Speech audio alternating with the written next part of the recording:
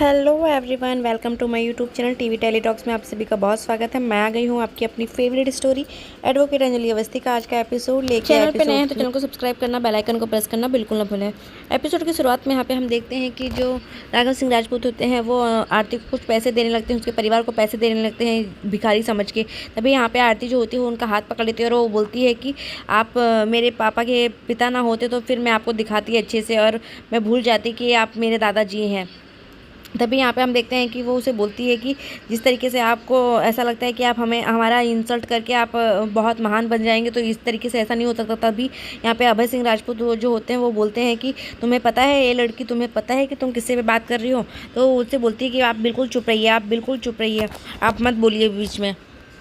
तभी यहाँ पे हम देखते हैं कि उसे बताती है कि आप लोग को लगता है कि हमारे घर हम भिखारी और कुत्ते और भिखारियों को आपके घर में आना मना है, लेकिन हम भी दिखा देंगे कि आपको कि हम लोग क्या हैं। और यहाँ पे तभी जो आरती होती है वो उसे बहुत कुछ सुनाती है कि मैं अपने माँ की सर की कसम खा के कहती हूँ कि मैं अपने पापा के कातिलों को सज़ा दिलवा के ही रहूँगी, उसे जेल पहुंचा के रहूँगी। और अंजलि अवस्थी व्हील चेयर पे है तो क्या हुआ, गणेश अवस्थी, एडवोकेट गणेश अवस्थी अभी भी खड़े हुए हैं और वो लिखेंगे और वो FIR करवाएंगे और वो केस लड़ेंगे और मैं भी साथ में उनके साथ मैं भी रहूँगी और मेरी माँ भी रहेगी। तभी यहाँ पर हम देखते हैं कि जो गौरव सिंह होते हैं वो बोलते हैं कि चलिए भैया बहुत हो गया, आप ऐसे किसी का इंसल्ट नहीं कर सकते। तभी यहाँ पे हम देखते हैं कि गौरव के बाद पे जो राघव सिंह राजपूत होते हैं वो गुस्सा आ जाते हैं। वो बोलते हैं कि गौरव तुम चुप रहो, तुम कुछ मत बोलो, तुम शायद भूल रहे हो कि तुम मेरे सौतेले भाई हो। और इतना बोल के जैसे ही वो बोलते हैं तो आरती को भी बहुत बुरा लगता है कि इस तरीके से वो उन्हें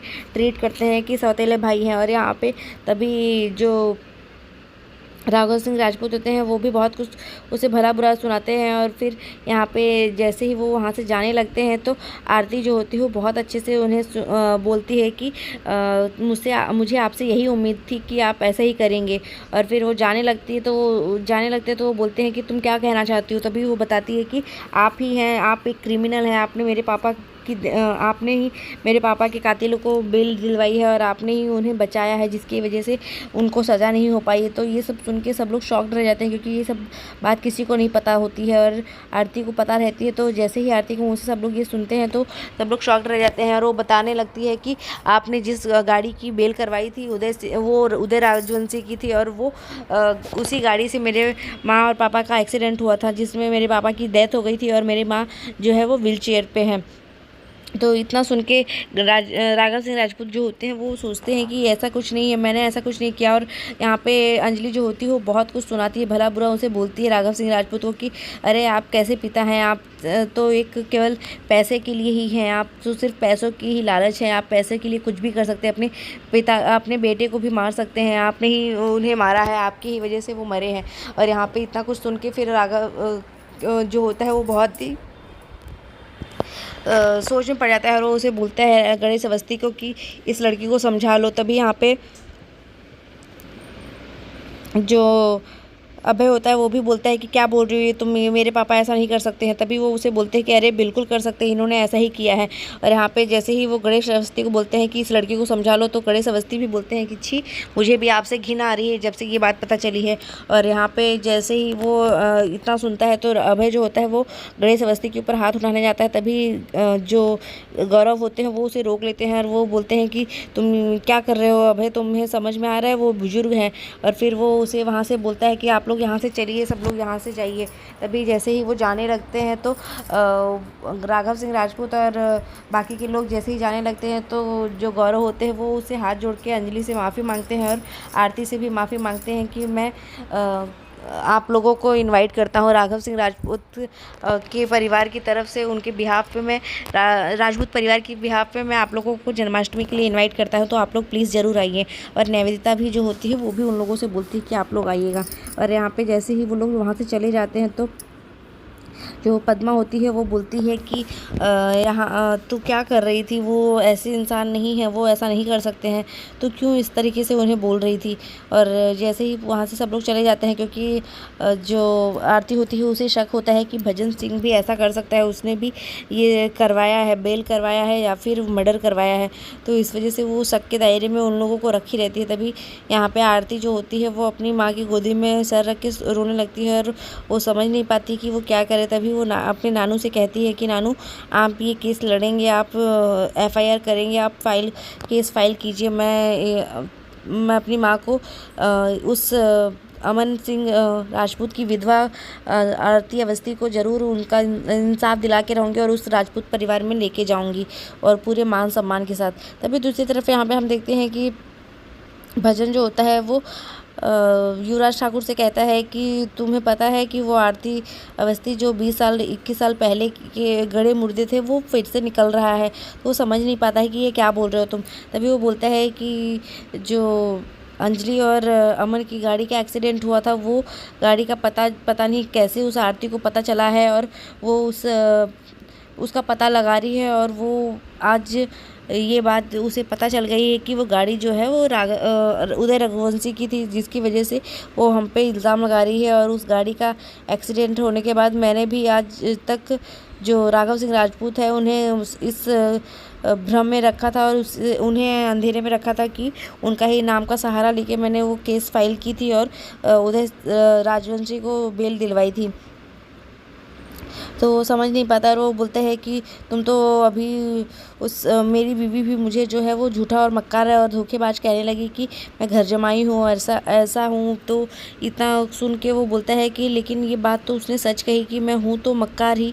लेकिन तभी वो उसे बोलता है कि जो ये सब वो कर कौन रहा है। तो युवराज जैसे ही सुनता है कि ये सब आरती कर रही है, आरती को ये पता चल गया है और मुझे लगता है शायद उसे हमारे बारे में भी पता है, तो फिर वो बोलता है कि नहीं ऐसा नहीं हो सकता। लेकिन उसे ये सब पता चलेगा तो क्या होगा। फिर यहाँ पे वो उसे बोलता है कि तुम्हारी जो सपने हैं ना महक से शादी करने की, तो वो सब राजपूत परिवार से तुम्हारी दोस्ती करने की और तुम्हें हाथ मिलाने की जो तुम सोच रहे हो, तो वो सब अगर अभी भी कुछ भी करोगे तो फिर सब कुछ ख़राब हो जाएगा, इसीलिए अभी कुछ मत करना। और यहाँ पे जो युवराज होता है वो बोलता है कि लेकिन उस लड़की को हमें अपने रास्ते से हटाना ही पड़ेगा, नहीं तो वो कहीं ना कहीं बहुत बड़ी मुसीबत पैदा कर देगी। और यहाँ पे हम देखते हैं कि वो उसे बताता है कि हाँ तुम्हारे पापा के पुराने मित्र थे ना उदय राजवंशी, उनकी गाड़ी से ही एक्सीडेंट हुआ था और उसे पता चल गया कि उसके पीछे हम किसका हाथ है, तो फिर बहुत ही गलत हो जाएगा। तभी वो उसे बोलता है कि इसके लिए हमारे सिर्फ साथ एक इंसान दे सकता है, वो है वेद राजवंशी। और इतना सुन के तभी दूसरी तरफ हम देखते हैं कि वेद जो होता है वो अपने घर पे आता है, तो उसके परिवार वाले, उसके चाचा जो उदय राजवंशी और प्रताप राजवंशी है और सोनल, सब लोग उसे पूछते रहते हैं तुम रात भर कहाँ पे थे। तो उसे बोलता है कि क्या हुआ, क्यों आप लोग को इतना फिक्र हो रही है मेरी। तभी सोनल जो होती है वो फिर से बोलती है और फिर वो लोग बोलते हैं, उससे बार बार पूछते हैं कि तुम्हारी बीबी जो है तुम्हारा इंतज़ार कर रही थी, तुम्हारी पत्नी तुम्हारे कमरे में इंतज़ार कर रही थी, वो तो अकेले रात भर थी और तुम कहाँ थे, तुम रात भर गायब कहाँ थे। तभी वो बार बार उससे पूछता है कि बताओ। तो उसे बताने लगता है कि मैं एक गाड़ी को ढूंढ रहा था। तो उसे पूछता है कि कौन सी गाड़ी, तो वो गाड़ी का नंबर बताता है उसे और उससे पूछता है कि ये गाड़ी उदय राजवंशी के नाम से है, तो इस गाड़ी के बारे में मुझे जानना था क्योंकि ये आरती ने मुझसे पूछा था। और पर मैंने उससे पूछा कि क्यों पूछ रही है, पर उसने अभी तक मुझे कभी कुछ बताया नहीं उसके बारे में कि वो क्यों ऐसा पूछ रही थी। पर यहाँ पे वो बार बार उसके पूछने पे वो उसे बताने लगता है ऐसा कि क्या करना चाहिए उसे। और यहाँ पे हम देखते हैं कि वो उसे जैसे ही बोलता है कि आप लोग जानते हो कि वो गाड़ी कैसी है, तो उसे पूछता है कि तुम्हें पता चली वो गाड़ी के बारे में। तो बोलता है कि हाँ गाड़ी के बारे में पता चल गया है मुझे। तो उसे पूछता है कि तो क्या पता चला तुम्हें, वो गाड़ी कैसी है। तो वो बोलता है कि मुझे गाड़ी तो मिल गई है पर वो बहुत ही ख़राब कंडीशन में है, वो चल नहीं सकती है, पर मुझे उसका ड्राइवर नहीं मिला। वो ड्राइवर को ढूंढ रहा होता है पर वो ड्राइवर जो होता है वो उसे नहीं मिलता है। तो यहाँ पे हम देखते हैं कि जैसे ही वो ये सब सुनता है तो जो उदय होता है उसे शॉक्ड हो जाता है कि ये क्या हो रहा है, क्यों इस तरीके से ये सब चीज़ों के बारे में पता लगाना चाहता है। तो यहाँ पे जो वेद होता है वो उसे बताता है कि मुझे उस गाड़ी के बारे में सब कुछ जानना है, क्योंकि आरती उस गाड़ी के लिए परेशान है। तभी वो देखता है कि उसके हाथ उसका फ़ोन बज रहा होता है, तो फ़ोन जैसे ही देखता है तो वो उठाता है, तो जो आरती होती है वो बात करने लगती है, तो उसे तभी कली उसके हाथ से फ़ोन छीन लेती है और वो उसे बोलता है कि तुम्हारी हिम्मत कैसे हुई मेरा फ़ोन छीनने की। तो वो बोलती है कि मुझे बात करनी है, मुझे बात करनी है।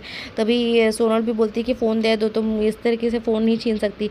तो आरती सोचनी रहती है। तभी यहाँ पे जो कली होती है वो बोलती है कि दीदी आप मेरे पति को बार बार फ़ोन क्यों करती हो, आप जानती हो कि वो आपसे प्यार करते हो, तो आप उन्हें फ़ोन क्यों करती हो। तो आज के एपिसोड में बस इतना ही फ्रेंड्स, मिलते हैं नेक्स्ट एपिसोड में। जब तक के लिए bye bye, take care, Radhe Radhe, अपना बहुत ध्यान रखें। और चैनल पे नए हैं तो चैनल को सब्सक्राइब करना, बेल आइकन को प्रेस करना बिल्कुल ना भूलें।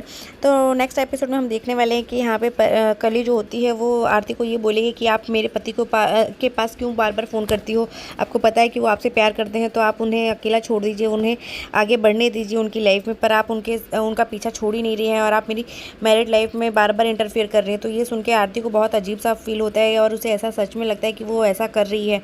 तो मिलते हैं नेक्स्ट एपिसोड में, तब तक के लिए bye bye, take care, Radhe Radhe, अपना बहुत